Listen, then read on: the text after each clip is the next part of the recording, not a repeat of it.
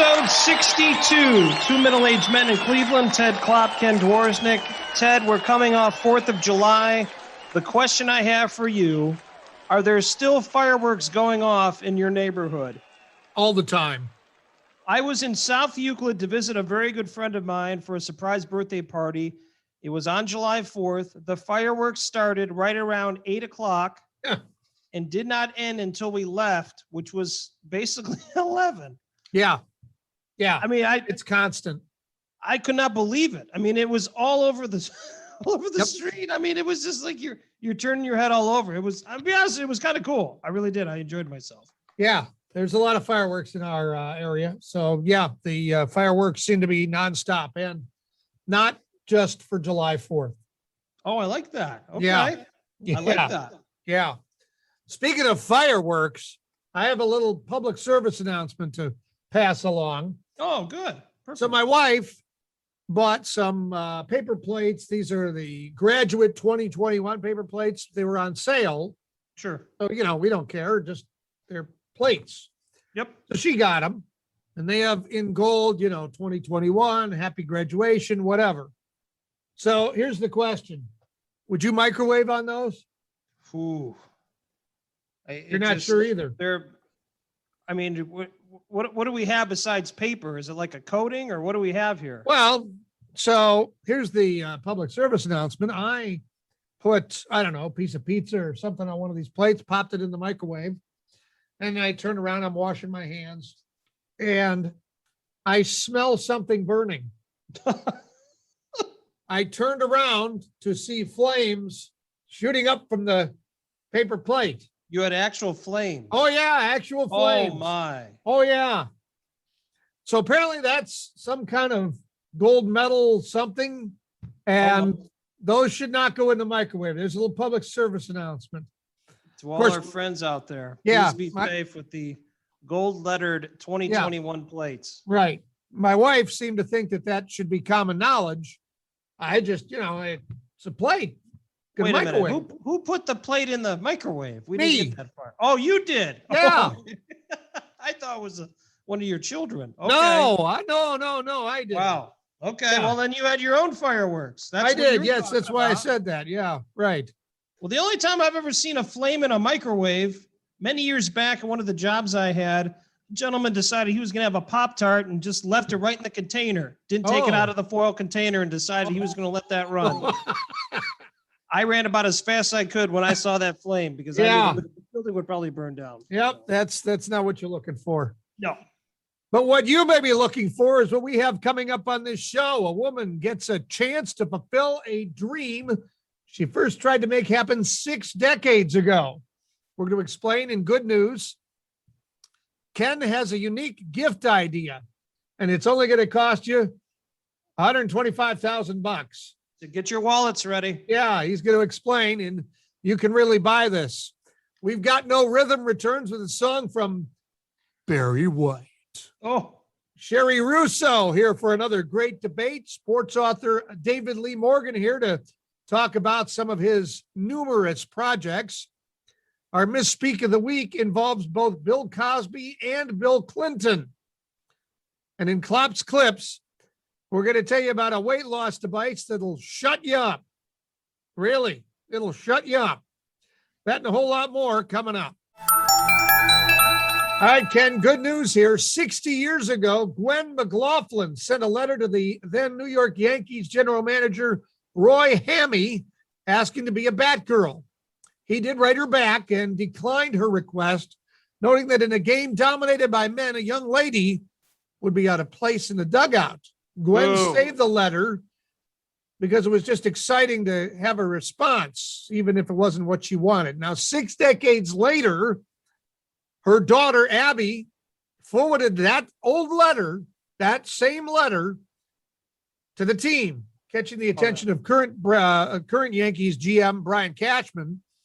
So he invited Gwen to be the honorary Batgirl during a game as part of the Yankees' annual Hope Week, which shines a light on inspiring stories and people. McLaughlin also got to throw out the first pitch. That is outstanding. Job well done by usually one of our biggest competitors and a rival for the Indians for a long time for the Yankees. But hats off to them, taking a kind of a ridiculous situation at one point in time, not allowing a young lady to do something and allowing her to do it now. Do you know how old she was? No. 91. Wow. Yeah. Just think about that. 91. That's unbelievable. Well, that's definitely some good news. Ted, we received some great feedback on this segment and thought we would bring the listeners what they want. We certainly are here to do that. This segment, as you know, is called You Can Really Buy This. Yeah. This week's item can be purchased from a company called Space Perspective. Now get ready for this. I'm glad you're sitting down. Yes. For a mere $125,000. Oh, I have that cash. Yeah, well, whatever it takes. Bitcoin, I think they'll take anything at this point. Bitcoin. You too can purchase a trip to ascend some 20 miles into the Earth's upper atmosphere on board a luxury space balloon. I don't see you doing this. Not because of the money. I just don't know if you have any interest in riding on a balloon. I've never heard those words in that order. Luxury space balloon. Unbelievable. So, Space Perspective, a human space flight company in Florida, began selling tickets for inaugural voyage way high into the sky at $125,000 a pop. Now, the trip is scheduled for late 2024, so you have plenty of time to get your money together. And you'll be on the spaceship Neptune. It's a hot air balloon style craft lifted by hydrogen. Anyone interested in the trip, you have to put down a $1,000 deposit. Okay. So you got to pay your grand, and obviously you probably don't get that back. Yeah. Now, throughout the 6-hour journey, all guests will enjoy the following: a reclining seat. Well, I would hope so for that much. Let's be honest. For the 450 miles, a 360-degree view, and an open call on dress, champagne, and a bathroom. Well, that's a bonus. You get a bathroom. You get a restroom. You don't have to wear a diaper. Fabulous. Now, the ship you're in, it's measuring at 700 feet tall. The Spaceship Neptune's capsule will feature plush seating. I mentioned about the windows. You're going to have Wi-Fi access, as well as some other amenities. Now, the space balloon that lifts the capsule will be the size of a football stadium. I need to see a picture of this. The space balloon that lifts the capsule will be the size of a football stadium. Okay. Unbelievable. So you actually, while you're flying around, you're going to see the curvature of the Earth against the backdrop of the sun. Ted, get your $1,000 ready. I'm ready. $125,000. We got until 2024. Let's just start getting our funds together. We should. And maybe they'll let us share. So maybe like we can go halfway and then kick one of us out and then go the rest. And then they can pick us up on the way back. What do you think of that? Can we do that? If you'd like to help us go on the luxury space balloon, the address is gofundme.com/two middle-aged men in Cleveland, and we will be on there. I love it. This is a good fundraiser for us. We can obviously with some of the money we can give to charity or something like that. Yeah, I mean, great views, curvature of the Earth. It sounds amazing to me. We're all in. I never would have believed it, but I guess you can really buy this. Blah blah blah. Blah blah blah. Blah blah blah. Blah blah blah. Blah blah blah. Blah blah blah. Blah blah blah. All right, today's guest is a high school English teacher, an award-winning author, and also a documentary producer. He worked as a sports writer for 15 years with the Akron Beacon Journal. He is the author of 8 books, including LeBron James, The Rise of a Star, The Massillon Tigers, 15 for 15, and High School Heroes, Stories of Inspiration, Dedication, and Hope. He also has recently helped produce a documentary called Lines Broken, the Story of Marion Motley, which is being re-released this coming fall. Let's talk with the very talented David Lee Morgan. David, thank you so much for joining us today. Hey, thanks for that intro, man. That was kind of impressive. You got a great resume. Jeez Louise. I mean, I don't think anybody can make up a resume like that. You have years of experience as a journalist. Yes. And you decided to make the leap to education. Yes. Talk about that change in career and how difficult that change was for you. There's so much that teachers go through and have to deal with, and they do it because they love to teach. They love to inspire young people.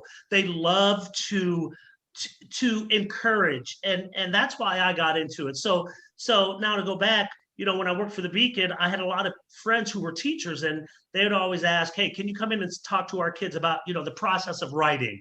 I really loved going to my friends' schools and talking to young people about writing. When they saw somebody like me, this bald-headed black guy he's got a head like a milk dud, and then they see and then they see a regular average dude talk about how important writing is and how if I could do it, they could do it. And the fact that, I never thought in a million years that I'd have a degree in writing, a bachelor's degree in professional writing. So when I went into schools and just saw that kids were excited, I slowly started to think, I kind of want to do this. So on that same topic of high school, you wrote a book about the Massillon high school football team, the Massillon Tigers 15 for 15.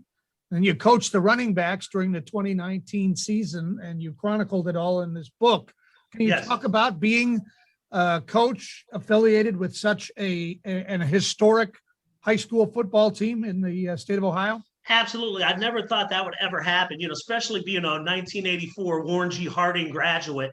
Back in the day, Warren Harding and Canton McKinley and Massillon, even going back to the All-American Conference, I knew all about Massillon's history and McKinley's history and all of that. So it was really almost like a great, a blend of understanding all the different programs. It was a great, incredible experience because, we made it to the state championship. We lost to LaSalle the first time, but it was just a great experience because being part of that program, that storied program, and seeing the insides of how all of that worked, and being in the locker room before games and at halftime and hearing the crowd and realizing those 17,000, 10,000 people, they don't even know what's going on in here, but I get to experience this. And I used to cover it. I used to cover, Stark County sports. Sure. But just to be part of that on a daily basis for 15 weeks was one of the best, most incredible sports experiences I've had. And, I've covered professional sports, but it was just so unique. Now, one of the other opportunities you've had that many people haven't is the opportunity to follow the career of LeBron James at an early age during high school and then through the NBA.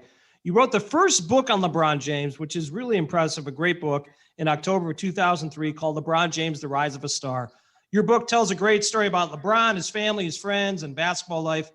As you look back to those early days of LeBron, are you surprised today that he's one of the biggest superstars in sports? No.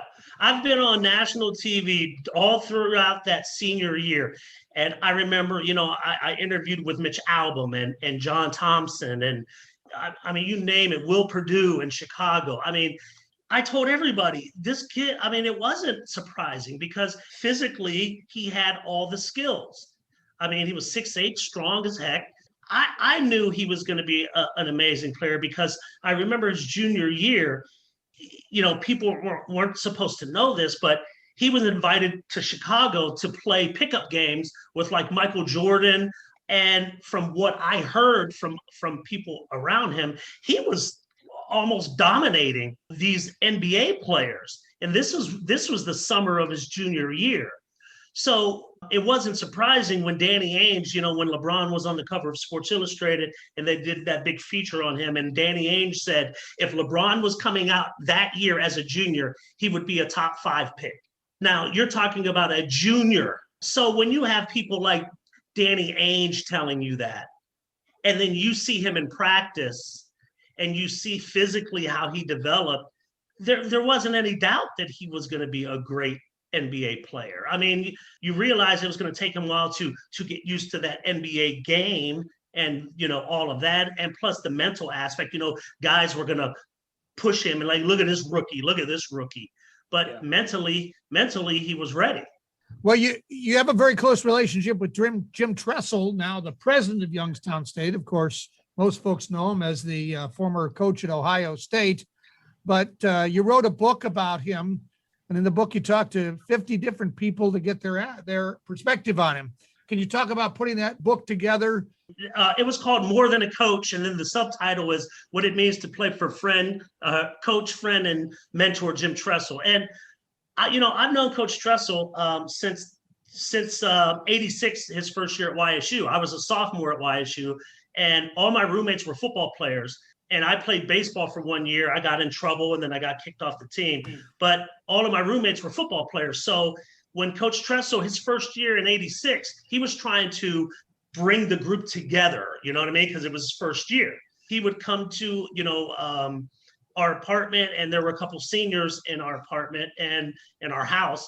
And so he would start kind of like rallying those guys. And because I was there, he brought me into their group with them, So every time I would see him on campus or, we would see each other, he'd always say, "Hey, how you doing? Hey, David, how's classes?" And then I started to write for the school newspaper and then the Warren Tribune. So I covered YSU while I was a student. And then after I graduated, I continued to cover YSU. So I covered him all through those national championship years. And then we became friends till this day. I text Coach Tressel maybe once or twice a month, just to say hi, happy Father's Day or whatever. But I just, I know he's been through a lot. He's doing a great job at YSU. And that relationship that I had with him and the relationship that he built was all about family and trusting each other, like his winner's manual. That's what he gives to all the players at Ohio State. He started that at YSU. And it was a book that basically had fundamentals for winners. And there were 19 of them, like attitude, caring, class, discipline, faith, focus, gratitude, humility, all the way through.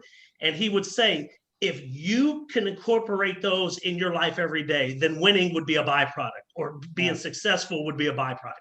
So if you trusted him and you loved him and you were humble and you were grateful for this opportunity, then we're going to win. That's why a lot of his teams at YSU and at Ohio State may not have been the most talented. They had a lot of talent. Yeah. But that 1 year with Craig Krenzel, Krenzel wasn't the greatest quarterback in college football, but they loved each other and they trusted each other. Like in the book, there's a great story about the game against Purdue that helped them win the national championship. It was 4th and 1. And Krenzel threw a touchdown pass to Michael Jenkins in the end zone. That play could have cost them the national championship, but it was all about trust. And so that's what that book is about. That's outstanding. That's a great read. So you worked with James Waters II and produced a documentary about Marion Motley. Yes. This documentary was released originally last year, but will be re-released this fall to coordinate with the Pro Football Hall of Fame induction ceremonies. Talk about the idea of this documentary, how this came about, and what was the process of putting this documentary together? The whole idea was Marion Motley, before Jackie Robinson in 1946, Marion Motley with other Bill Willis, Kenny Washington, and Woody Strode, they broke the pro football's barrier, a color barrier, when they were, they came into the league. Kenny Washington and Woody Strode did it out in California. They were out in California with the NFL. Bill Willis and Marion Motley did it with the Browns in the AAFC. So they were the ones who broke the color barrier before Jackie Robinson. But the big thing with Marion Motley was the fact that this was a Hall of Famer from Canton McKinley, who is considered one of the greatest running backs in the history of pro football. But a lot of people, at least in Canton, and people in general, don't understand the importance of what Marion Motley accomplished. And he's from Canton, Ohio. Yeah. And so the whole idea was to bring awareness to the fact that, Marion Motley was one of the first to break the color barrier a year before Jackie Robinson, and that his story should have been told, or should be told. And generations should understand his significance and the connection with Paul Brown being one of the first to want Black players on his team. And so that's what we wanted to do, tell that story. And so we did that, and I think we did a great job. Sean Horgan and Eric Lowry and Dave Jingo, myself and James Waters. So it was released in February through PBS, which was phenomenal. I think it aired, I want to say something like 12, 13, 14 times during the February, Black History Month, and then they pulled it, and it's going to be re-released in the fall. I don't know when for sure. It's supposed to be related to the induction ceremonies because that was, kind of canceled for last year. So we're looking forward to that because it's an amazing story. We got a lot of great feedback during February. So that's something that I'm very proud of. And I'm working on a book to go along with that. That's going to be, it's a young adult book all about Mary Motley's life. And hopefully that'll be out in the fall. I'm still working on that now. David, that's outstanding. I look forward to I had the opportunity to see the documentary. It's very well done. To get Paul Warfield in there and give an interview was outstanding. And obviously looking forward to the book as well. So that would be very cool. Thank you. David, thanks for your time. Can we get you to stick around for our game time segment? Absolutely.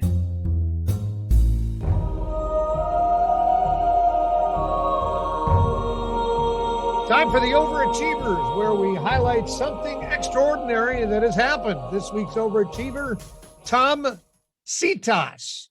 Tom is from Germany and holds the Guinness World Record for the longest distance swam underwater with one breath. You want to guess how far he went? I'm going to guess like 100 meters. It's the length of a football field. 200 meters. 200 meters? That's more than 2 football fields. The record was made on the set of a Guinness World Record special in China in 2008. Wow. He held his breath and swam more than 2 football fields. Now, the problem is, I bet you others have probably broken this record. Unfortunately, they didn't make it and couldn't tell anyone. Am I right? I think you've got it there. I, by the way, don't hold that record. I can swim about 2 feet underwater. I can hold my breath for maybe 30 seconds, not underwater, just now.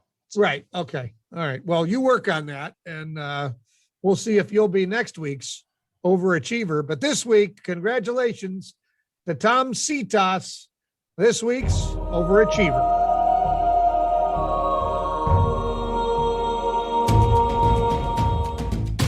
Cleveland!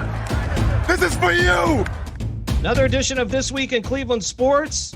July 7th, 1923, the Cleveland Indians set an American League record with 27 runs, including 13 in the 6th, in a 27-3 win versus the Boston Red Sox. We're going to bring in our Cleveland sports historian, Dusty Sloan. And Dusty, what can you tell me about this game that had 27 runs by one team?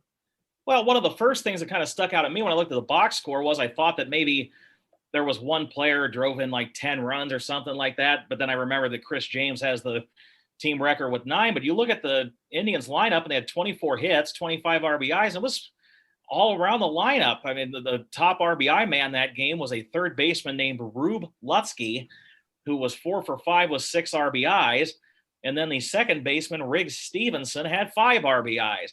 Now, the one thing you have to remember about games back in the 20s is there weren't a lot of home runs. So the Indians scored 27 runs without the benefit of a homer, which probably would not happen today. Wow. That's unreal. It seems to me, Dusty, that there was no run rule in 1923, nor is there now. But, 27-3.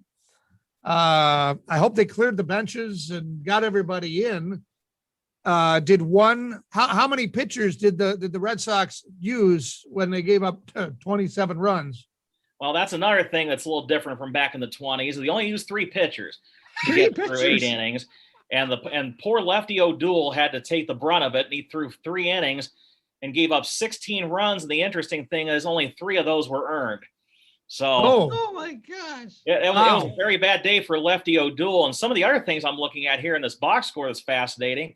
There were only 2 umpires at the time, apparently a home plate umpire and a base umpire. And for as many runs as were scored, apparently the game only took 2 hours and 10 minutes. That would never happen today. Oh my gosh. Now, play? How many innings did they play, Dusty? They played the 9, played the full 9. Now, Dusty, what was the name of the pitcher that gave up all the runs? Lefty O'Doul. Yeah, Ken, I think when we're done here, we should go have a couple of those. Oh, I can't wait, to be honest with you. That sounds You'll end up pitching like him if you do. Yeah. All right. Well, thanks for the insight on a blowout win for the Tribe. July 7th, 1923. Part of This Week in Cleveland Sports. Thanks, Dusty. You got it. Cleveland! This is for you!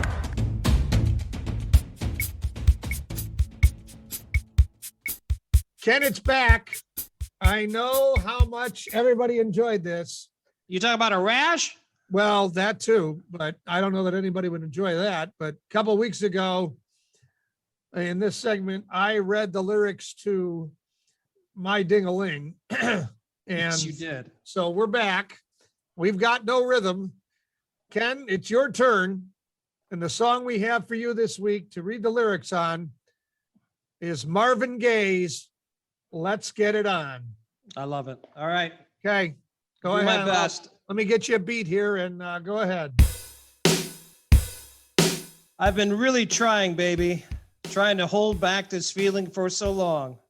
If you like, I feel, baby. Come on. Oh, come on. Oh. Let's get it on. Oh, baby. Let's get it on. Let's love, baby. Let's get it on. Sugar. Let's get it on. Woo. I think I need to get Aowen on the phone. We're all sensitive people with so much to give. Understand me, sugar. Since we got to be, let's live. I love you. There's nothing wrong with me loving you, baby. No, no. And giving yourself to me can never be wrong. If the love is so true, oh, baby, oh. Don't you know how sweet and wonderful life can be? Oh, oh. I'm asking you, baby, to get it on with me. Oh, oh, oh. I ain't gonna worry. I ain't gonna push. I won't push you, baby. So come on, come on, come on, come on, baby. Stop beating around the bush. Hey, let's get it on. Oh, boy. Oh, gonna get it on. Threatening you, baby. I want to get it on. You don't have to worry that it's wrong. If the spirit moves you, let me groove you. Good. Let your love come down. Oh, get it on. Come on, baby. Do you know the meaning?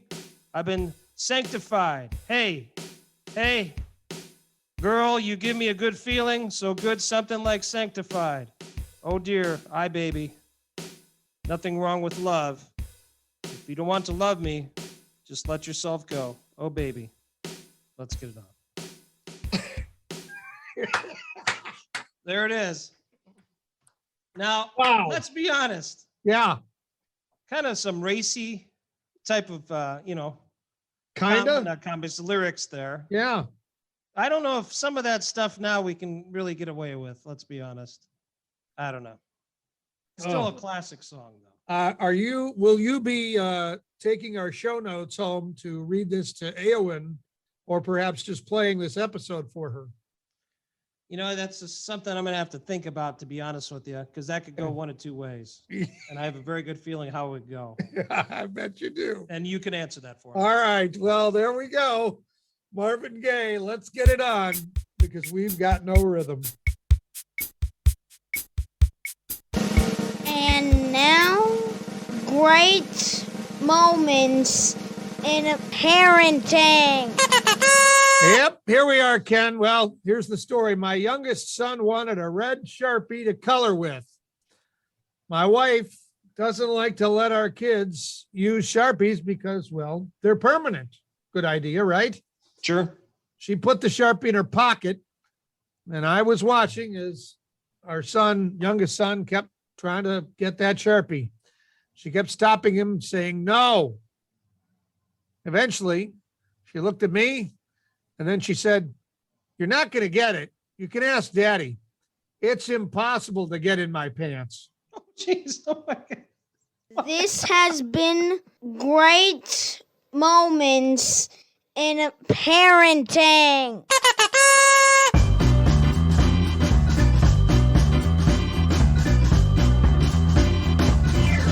All right, it's time for our game time segment with high school English teacher, award-winning author, and documentary producer David Lee Morgan.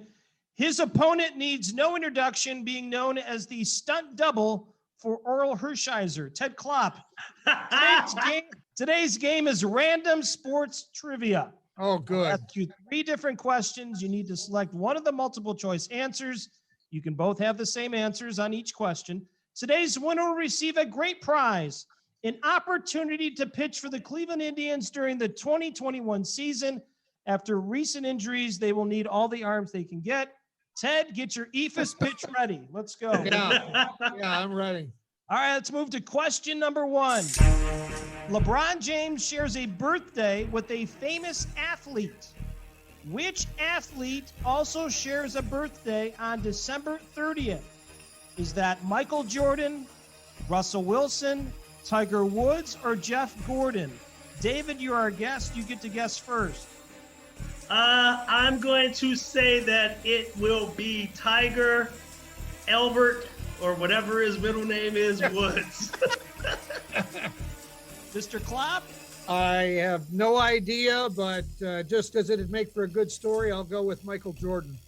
Michael Jordan. Well, you should listen to David. He is Yeah, I correct. know. It is Tiger Woods. Yep. Hey, and you know who else do they share a birthday with? Oh, I'm ready for this. One word, Madonna. Oh my gosh, I didn't know that. Holy Yes. cow. Wow. That's a lot of celebrities on December 30th. Right. Interesting. All right, 1-0. We'll go to question 2.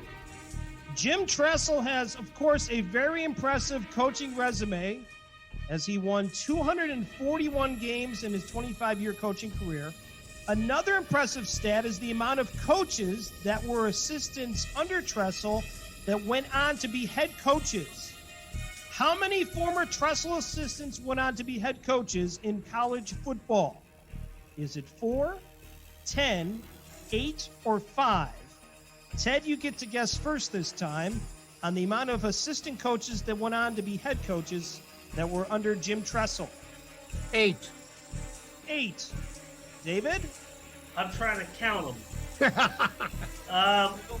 There's a decent amount. We'll leave it at that. I don't want to give too many hints. Okay. I'm gonna say 10.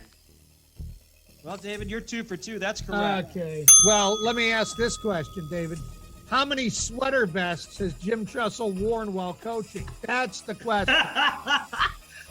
One, the same one. It gets dry clean. Outstanding. Yeah, it's a pretty impressive resume that was under Jim Tressel assistants. I'll read them off quickly. Wait. Don't read. D'Antonio, Yep. Mangini, Yep. Dave, what's his name? 3. I got 3 of them. You got 3 of them, which is pretty good. It's Mel Tucker's 1. Yes. He was now at Michigan State. Mark Snyder at Marshall. He was there for 4 years. Yes. John Heacock, Haycock. from Youngstown State. Paul Haynes, Kent State. Daryl Hazel, which I forgot about. Yes. PJ Fleck, who was at Western Michigan. He's rowing the boat now at Yes. Minnesota. Yes. And then obviously the other one would be Luke Fickell. Luke, So, yes. Forget about him. But yeah, it's a pretty impressive resume. That's unreal. All right, we'll move on. Well, David, you got this. You got it wrapped up. We'll just do this for fun on questions. You're giving me softball questions. So, Massillon Washington High School has one of the most historic high school football programs in the nation, as we know. According to the MassillonTigers.com website, how many former high school athletes went on to play professional football? Is it 25, 8, 39, or 18? David, you get to guess. Those are so wow. How about those numbers? You like Those that? numbers are just. Are you kidding me? I'm gonna go. I'm gonna go with 25. 25. Ted? I'm going to go with the highest number you'd said, 39. 39. Ted, you pulled one out. That's All correct. right. 39. Yes. There it is. Yeah. There it is. Unbelievable. Yeah, that's what a historic program that is. Yeah. Well, David, thank you so much for your time. Any other projects or anything you want to talk about at this time? No, that's it right now. I mean, finishing up my master's right now, and it's. Oh, wow, it's good just, for you. Yeah, Jeez. but it's all helping me become a better educator. That's Sure. and bottom line is I love what I'm doing. What's funny, Ken, is not many people get a chance to have like two careers in their lifetime that they've really, really loved. Mhm. You know what I mean? And with journalism, the way it has been and the way it kind of just changed, the newspapers, I got lucky to be able to jump into a career that I really love. So I just feel really blessed to have this opportunity. Absolutely. I guess I'll ask you one last question. So you covered a lot of sports. Can Yes. you give us one quick story about any athlete you covered? Yes, I was covering the Akron Arrows one year, and Jim Thome was rehabbing, and they were getting ready for the playoffs. So they sent him to Harrisburg to play a game with the Arrows who were in the playoffs. So when I get to my hotel, I get a knock at the door. It's the front desk, and they drop me all of this Indians gear in my room. And I'm like, what is this? And they're like, I don't know. They just said to deliver it to your room. So I was like, all right. So I open it up, and I see a Jim Thome jersey and batting gloves and his mitt and just everything Jim Thome. So I guess what happened was when he flew to Harrisburg, his equipment and all of his stuff got lost. So they just brought it to my room.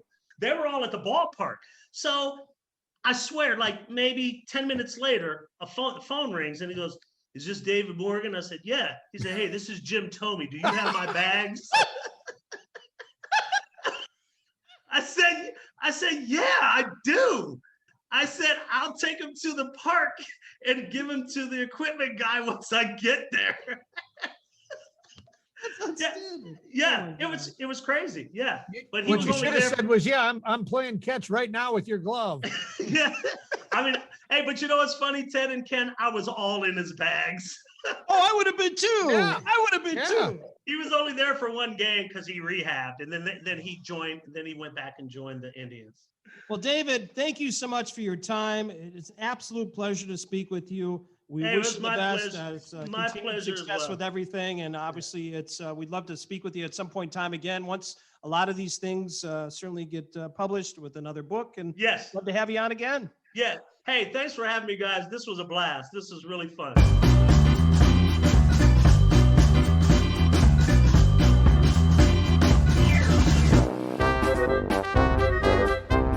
Time for another Misspeak of the Week. This week, it's a BBC reporter doing a live report from Philadelphia on Bill Cosby's release from prison. Give a listen here. Let's join our correspondent, Michelle Fleury, in Philadelphia for the latest there. Michelle? Hugh, for the last 2 years, this has been where Bill Clinton has called home. But tonight, he will sleep in his own bed. Well, yeah. She said Bill Clinton instead of Bill Cosby, Ken. Now, at the end of that live report, anchor Hugh Edwards said, just to clarify what was said there in Michelle's introduction to the story when she mistakenly said Bill Clinton instead of Bill Cosby, we apologize for the mistake. I don't know. But whatever it was, that's the Misspeak of the week.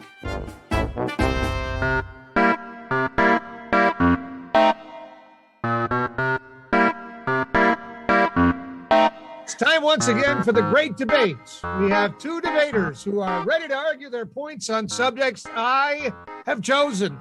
These topics are in envelopes that have been hermetically sealed and kept in a number 2 mayonnaise jar on Funk and Wagnall's porch until now, released to me through agents of an unknown black ops government organization that shall remain nameless.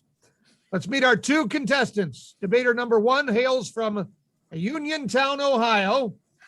She stands 5'6" in heels and says her hero is former Browns quarterback and Super Bowl winner Bernie Kosar. Please welcome. I haven't lived in Uniontown, Ohio for You are so long. Yeah, but you're from Uniontown, Ohio, are you not? Okay, yes, but I've It lived says longer away from Uniontown, Ohio. Uniontown, Ohio. Okay, fair enough. All right, go ahead. You want me to say now, and now living in Lancaster? What's your address? You want to give that out? No, We can't get through the introductions, man. No. How are we going to debate? Her opponent Holy can cow. be heard weekly on this very podcast and periodically in the Rocky River area at various restaurants. He's an avid golfer who knows how many golfers it takes to change a light bulb. How many, Ken? I'm not sure, actually. 4. Ladies and gentlemen, please welcome Ken Dworznik. Cheri and Ken, we have 3 topics for you to debate today. Each of you will get 30 seconds of uninterrupted time to state your case on the topic. After that, we will have 1 minute of open discussion before closing the debate on that topic. Any questions? I have one. What if I refuse to answer? Well, then I guess Cheri wins that debate. That's Okay, Yeah, fair that's enough. easy. yeah. Okay.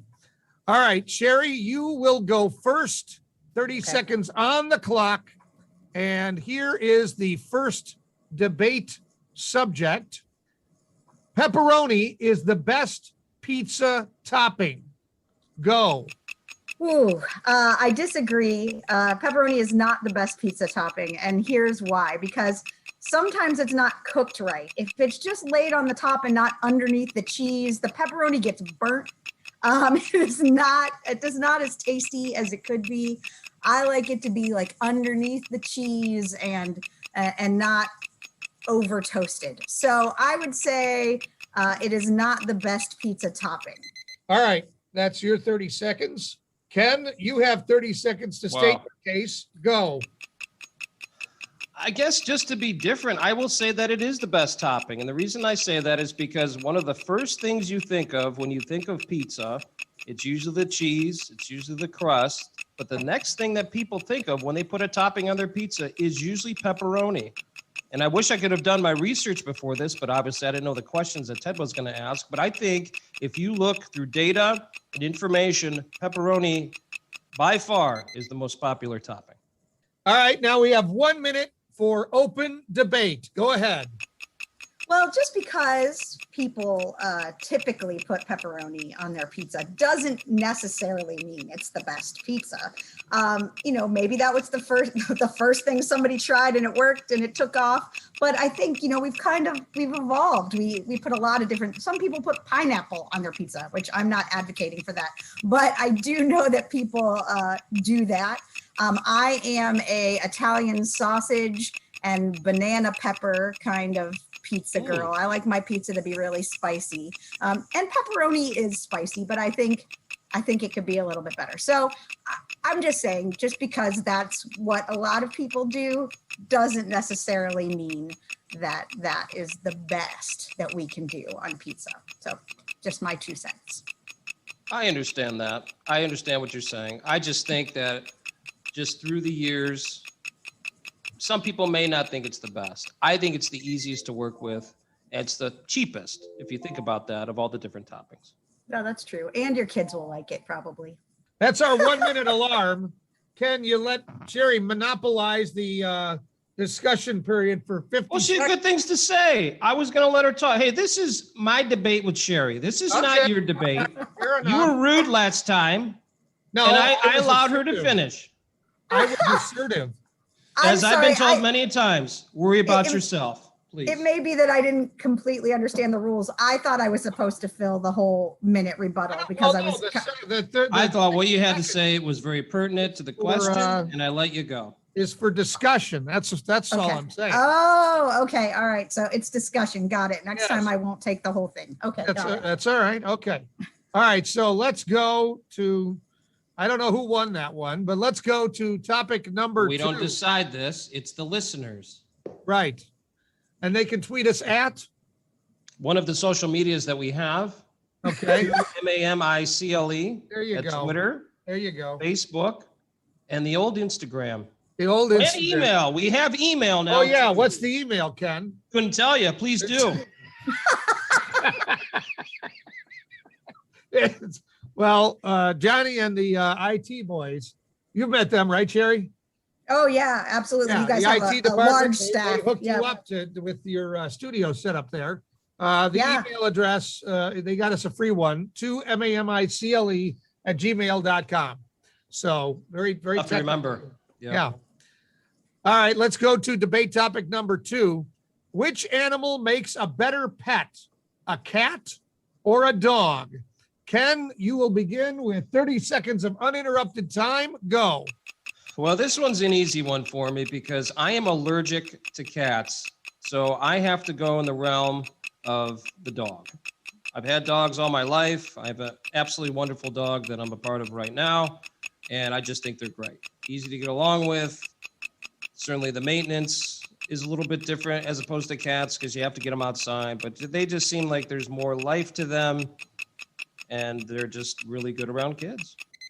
Okay. There is Ken's 30 seconds. Cheri, you have 30 seconds. Go ahead. Well, it's funny that you say this because my cat just came into the room while I'm chatting with you here. Probably listening. Yeah, exactly. I'm gonna say cats. The reason is because actually I have a fear of dogs. Large dogs scare me a lot. There is a lot of maintenance that Ken talked about with dogs. That cats, they're kind of indifferent to you, and they kind of do their own thing. So for me, it's maintenance free. I like cats. Okay. All right. Now we have a minute for open discussion. I hope Open we're discussion. clear on this. A minute Okay, for we're open clear. discussion. Go ahead. I'll start for 30 seconds. We'll be fair. Oh, So I think the one thing that I think makes dogs a little bit better than cats is that if you look through society and you look at usefulness of animals, dogs fit that mold because they're used as search dogs. They're used for many different ways. They can rope up sheep or whatever you want to call it, herd sheep, that types of things. And it just seems like the usefulness of a dog is a little bit more than a cat. Yeah, and I'll give you that. That's true. The dogs actually have a lot more jobs they can do in the world than cats. Actually, cats have none. But my cats are, for the most part, affectionate, and sometimes they get a little snotty, but that's okay because they don't require me to take them on a walk around the neighborhood every day. So I'm okay with that. So that's how All right, I on feel. this topic, real quick, the other day during one of my restaurant visits in the Lakewood Rocky River area, I saw a lady who had a backpack and it was clear and she had a cat in there and carried the cat around in the back of the backpack. Uh-huh. Thought it was I'm very not for that. No. Cats are friendly until you give them a bath. Yeah, that's not good. That is true. Yeah. That is not good. Well- And one of our cats doesn't even like anyone who is not the four of us to come into this house. Mhm. So when my kids' friends come over, he hisses at them. So he likes the four people that he knows, and that's it, and that's all he wants. So there you go. Well, there you go. There's the debate on what makes the best pet. Our last topic for debate: candy should be given as a reward in class. Candy should be given as a reward in class. Cheri, you can go first, uninterrupted for 30 seconds. Go. Absolutely not. I know that my son's teachers do it. And he always tells me about it because he's actually a kid that very much gets very excitable the more sugar you put in his life. So we try to limit that. And then he comes home with a giant bag of reward candy for whatever it was he did at school today. And I know the night is going to be long and not fun. So I say no. Ken, you have 30 seconds to state your position. Go. I actually agree with Cheri, but I will say this. I don't think, number one, there should be any type of reward system when it comes to anything with the kids. I mean, you're basically rewarding someone for actually doing their work. I mean, obviously you could have special times or things like that, but I think that sets a bad precedent for future lives and future experiences down the road to expect a treat to do what you're supposed to do. We have 1 minute for open discussion. Go ahead. Yeah, I completely agree with that. I think that a reward system is just it rewards what you're supposed to be doing, and then kids come to expect a reward for doing what they're supposed to be doing. Now I say that in this, I wish the world was that way kind of way, because I also know as a parent, sometimes I throw out a reward in order to solve the situation real quick and make sure the right thing happens. Yep, Shouldn't do it. And then I've been punished for it later when I'm like, last time you gave me a blah, blah, blah. So yeah. Well said. Now, I think the whole ball game changes based on what candy is brought home. Now, if it's a Twix, all in. Sounds great. Kit Kat, that's perfect. Hershey? You're going to throw out some nerds or some of that hard candy stuff? Shut No. it down. Don't even bother. Keep it there. Keep it at school. No go. So chocolate would be okay in your opinion, Ken. Is that what you're That's saying? my reward. Yeah. Okay. All right. So you're going to the Ted and Erica Klopp School of Candy, which is on Halloween. The kids Yes. get all the candy, and then they bring it home, and we put it in one big vat and put it in the basement. And they don't see it again unless we feel that it's appropriate to give to them, and we eat the rest of it. Yeah. I put ours away, and yes, Tom and I will sneak an occasional candy without telling them about it. They forget what's in there. And so Yes, they do. the faster it goes away, the better we all are. Now, Ken, Absolutely. you said something interesting, and I just want to That's a first, to be take honest this with a you. little That's further. never Yeah, I happened. know. Well, we've been doing this for 62 episodes, and you finally, but anyhow, you said you don't think there should be any kind of reward system. And I'm just going to tell you, as a parent who has worked with behavioral specialists for our kids with ADHD, they strongly encourage, doesn't have to be not necessarily candy, but they strongly encourage positive rewards instead of negative punishment. Yeah, And I know understand what that. you're saying. Yes. Yes. I know what you're saying, but I wonder what the world would be like. For example, if we said, instead of, if you speed, we're going to give you a ticket for $100 for whatever, speeding. What if instead we said, everybody who doesn't get a ticket during whatever the calendar year is gets a $100 rebate on their taxes? Oh, I wonder if understand there'd what be you're less saying. speeding. Yeah, I understand what you're saying on that. So, My big thing with what I was mentioning about that, I do think at times words can go a lot farther, that's true. and positive reinforcement, I think, is a big thing. But words, I think, go a lot farther for kids at times, as opposed to feeling as though they get something. And to be fair, the behavioral specialists that we've worked with also say the theme is catch them doing something good. It's easy to Yes. catch them doing something bad. You have to catch them doing something good and make sure that they know that you notice. Yes, yes. Anyhow. All right. Well, there's our great debate. So we decided that, well, I don't know. Pepperoni may or may not be the best pizza topping. I don't know if we solved whether a cat or a dog is the best pet, but we apparently came to an agreement that candy should not be given out in school for a reward unless it's a candy that a parent likes. And I also think Correct. we have solved that dogs are the best pet. I It's see. just- Okay. Yeah. Okay. It's just All that personally, I work with cats better than dogs, but I I think got it. dogs All have right. multiple services, things that they can do for you.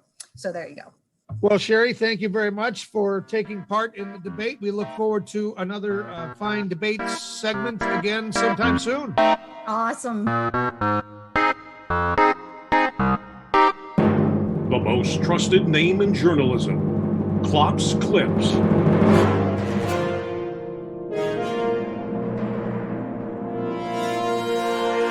Ken, more news for you that you may not have heard. Deputies in Maine stopped a man walking near where a vehicle was reported stolen. They determined the guy wasn't involved, but he did have an outstanding arrest warrant. So they arrested him. The guy said he had enough cash to post his $200 bail. Unfortunately, the bail commissioner says the guy tried to pay the bail with two counterfeit $100 bills. Oh, geez. His bail was denied, and he now has a new charge of forgery. Yes, he does. Question for you. So Big Voice Jay lives in Maine. Yes. Did you check whoa. with him? Was this him? Oh, I don't know. You might have to make a phone call. Yeah. I'll have to check on that. A new weight loss tool has been developed by researchers in the UK and New Zealand It uses, listen to this, Ken, uses magnetic devices with locking bolts that can be fitted to the upper and lower back teeth. Oh. The magnets stop a person's jaw from opening wide enough to eat solid foods. The wearer can only open their mouth a fifth of a centimeter. A fifth of a centimeter.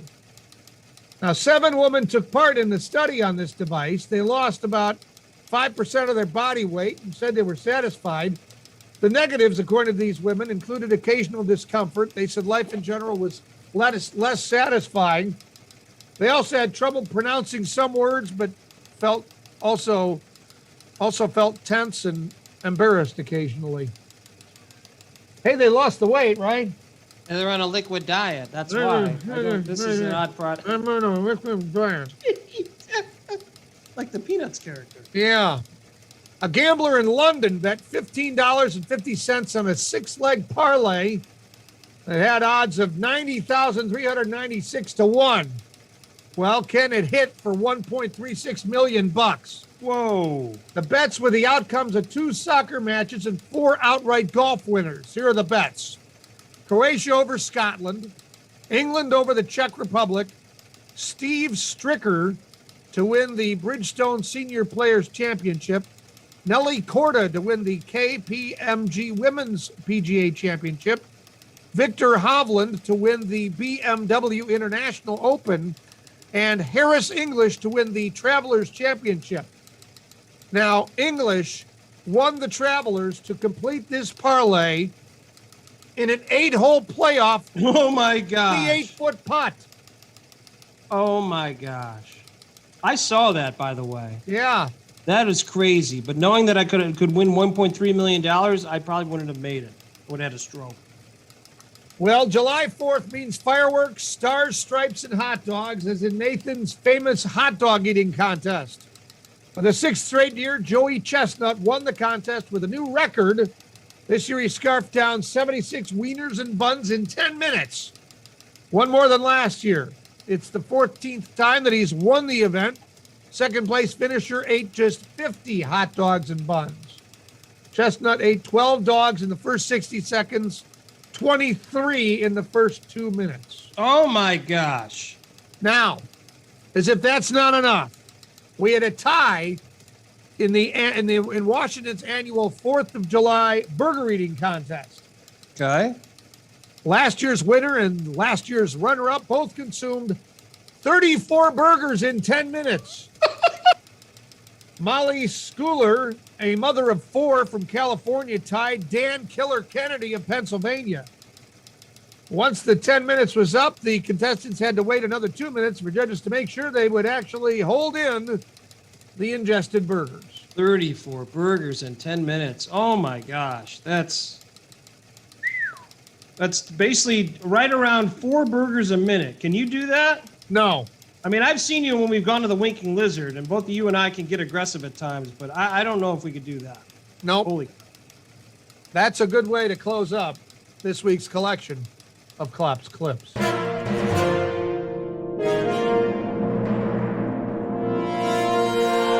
We're wrapping up episode 62, and Ken, will you try to lose weight by having your teeth magnetized together? I'm going to go with no. Okay. I mean, I know it forces you not to eat, but if you really want to put yourself in a spot, just go on a liquid diet. It's the same thing. Same thing. Get your shakes ready. How about just show some discipline? Well, that's part of it too. That's part of it too, but that's the tough part. Yes, correct. Well, we want to thank Cheri Russo for being part of the great debate. That was an interesting situation there. We also want to thank Dusty Sloan, 27-3, and David Lee Morgan, who, wow, so many different athletes that he has bioed and spotlighted. What an interesting guy he is. I think about that sometimes. Like, just think about your cell phone, okay? The people that you have in your phone. I know with mine, there's a couple people might say, wow, that's kind of cool. Can you imagine his phone? I mean, who he's got in his phone? It's just like it's a who's who. That's crazy. I texted Jim Dressel last week and said, how you doing? Yeah, Oh, That's well, awesome. I texted my wife and asked her what time I should be home for dinner. Do you get a text back? Because sometimes I don't. What do you mean? Not sometimes? from your wife, but Yeah, well, obviously thank you, for thank my you. future wife. No, That would be kind of awkward for everybody. Yes, right. No, it's yeah, there are times when nothing is said. There's no doubt of that. But boy, David is a very talented man, and what a pleasure it was to have him on. So it's wish him the best of success, and I can't wait for the second run of the Marion Motley documentary. That should be awesome. I had the chance to see it the first time, and then as he kind of mentioned, went away, but they're going to bring it back here for the Hall of Fame game. So that'll be cool. Next week on our show, Jen Lauren from Diamonds and Whiskey, a country group. She's going to join us to talk about a new single that they have out. And the music of this group is described as swampy. Yes. I don't know what that, I'm still trying to, I will have to ask her. I don't know what that means. I think it has to do with, the only reason I know this is when I was in New Orleans, they would talk about swampy type of things. And I think it means the Louisiana flair. I think that's what she's talking about, but I'm not the expert. Yeah. I think Jen can answer that for us. Okay. Well, we'll get that answer and several others next week as we talk to Jen Lauren from Diamonds and Whiskey. We also expect to have Steve Muehlhausen from DAZN with us, talk some more wrestling and who knows what all else. So, Ken, another fine show. And could you please wrap it up? We're just two middle-aged men in Cleveland, Ted. Two Middle-Aged Men in Cleveland is sponsored by Anchor.fm. Everything you need to make a podcast in one place. And by Westminster AV. Custom audio-visual packages for all occasions. Let's get it on. Oh, baby. Let's get it on. Let's love, baby. Let's get it on. Woo.